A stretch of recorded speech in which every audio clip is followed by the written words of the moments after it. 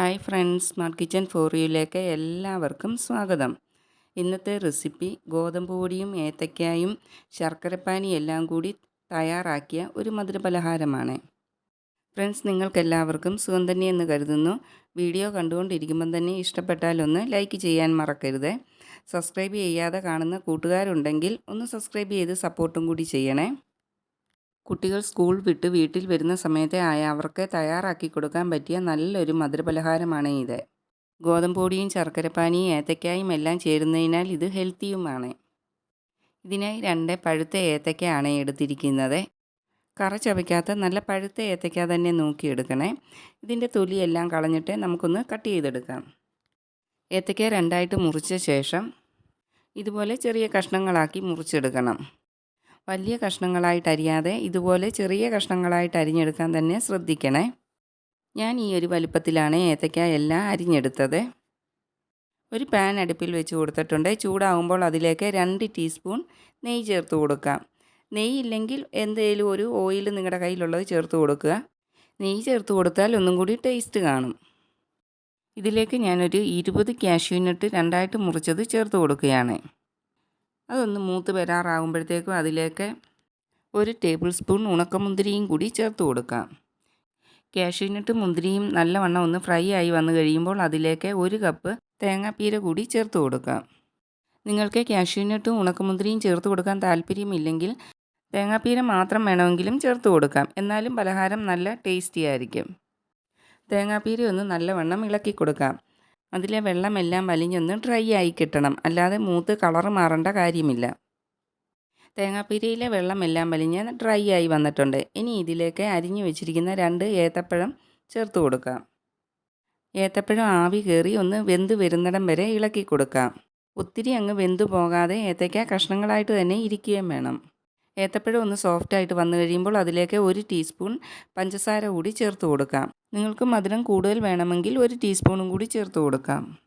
പഞ്ചസാരയും ചേർത്ത് കൊടുത്ത് എല്ലാം ഒന്ന് നല്ലവണ്ണം മിക്സാക്കി കൊടുക്കാം. പഞ്ചസാര മെൽറ്റായി ഏത്തപ്പഴത്തിലൊക്കെ ഒന്ന് മിക്സായി വരുമ്പോൾ ഏത്തപ്പഴത്തിൻ്റെയൊക്കെ കളറ് മാറി ഒരു ഡാർക്ക് കളറാകുകയും ഒരു ഫിനിഷിങ് വരികയൊക്കെ ചെയ്യും. ഇതിനും കൂടിയാണ് ഈ സമയത്തെ പഞ്ചസാര ചേർത്ത് കൊടുക്കുന്നത്. തേങ്ങാപ്പീരയും ഏത്തയ്ക്കായും എല്ലാം നല്ലവണ്ണം റെഡിയായി വന്നിട്ടുണ്ട്. ഇനി ഇത് മാറ്റി വെച്ചിട്ട് ഒരു ബൗളിലേക്ക് 1.5 കപ്പ് ഗോതമ്പ് പൊടി എടുക്കാം. ഗോതമ്പ് പൊടിക്ക് പകരം അരിപ്പൊടിയിൽ നിങ്ങൾക്ക് ഇത് തയ്യാറാക്കി എടുക്കാവുന്നതാണ്. ഇതിലേക്ക് 1/4 ടീസ്പൂൺ ഉപ്പും 1/2 ടീസ്പൂൺ ബേക്കിംഗ് സോഡയും കൂടി ചേർത്ത് കൊടുത്തിട്ടുണ്ട്.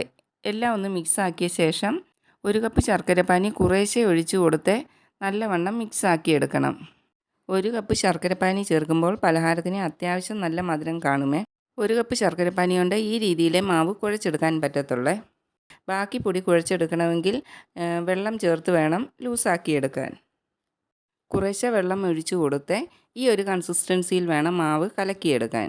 അതായത് ഇഡ്ഡലി മാവിൻ്റെയൊക്കെ ഒരു കട്ടിക്ക് വേണം മാവിരിക്കാൻ.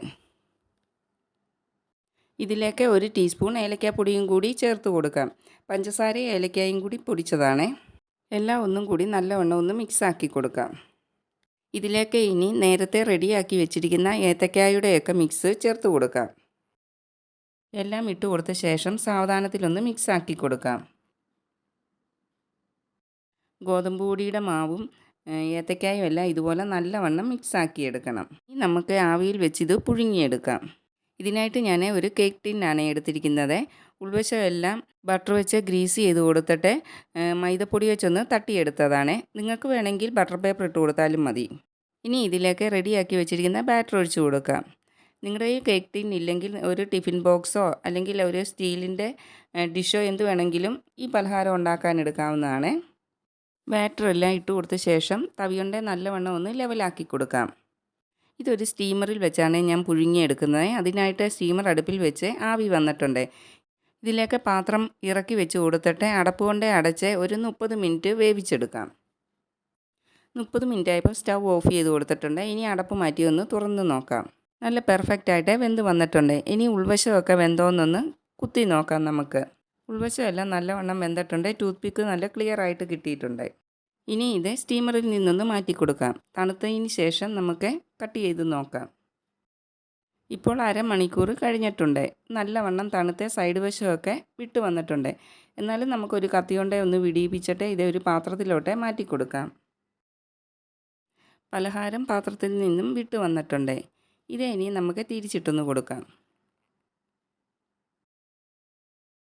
പലഹാരം നല്ല സോഫ്റ്റ് ആയിട്ടാണ് വെന്ത് കിട്ടിയിരിക്കുന്നത്. നിങ്ങൾക്ക് കാണുമ്പം തന്നെ അറിയാമല്ലോ, നല്ല ടേസ്റ്റിയുമായിരിക്കും ഇത്. ഏത്തക്കായും നട്ട്സും എല്ലാം നല്ലവണ്ണം മുകൾ ഭാഗത്ത് കാണാവുന്ന രീതിയിലുമാണ് കിട്ടിയിരിക്കുന്നത്. സൈഡ് വശവും മുകൾ ഭാഗവും എല്ലാം നല്ല സോഫ്റ്റ് ആയിട്ടാണ് ഇരിക്കുന്നത്.